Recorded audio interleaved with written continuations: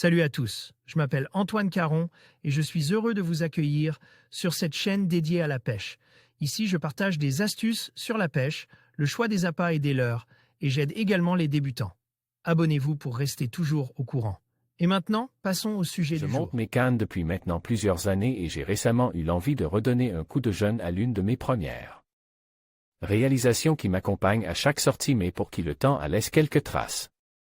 Ce blanc est la North Fork Composite, NFC, MB739 IM, une canne de 2,21 mètres que j'utilise pour les pêches en verticale assez lourdes. Et pour la traction avec des ensembles entre 30 et 80 grammes. Le démontage de la poignée avant de vous lancer dans le démontage d'une canne, sachez que vous devez prendre toutes les précautions nécessaires afin de ne pas abîmer le blanc. Un coup de cutter non maîtrise et vous risquez de l'abîmer de façon irréversible. Commencez par enlever les grippes EVA à l'aide d'un cutter en prenant garde de ne pas toucher le blanc. Je fais dans un premier temps une entaille verticale et ensuite horizontale. Enlevez les anneaux et les ligatures de décoration. Les anneaux sont maintenus par du fil à ligature qui sont ensuite vernis. Pour enlever l'ensemble fil verni, utilisez un cutter.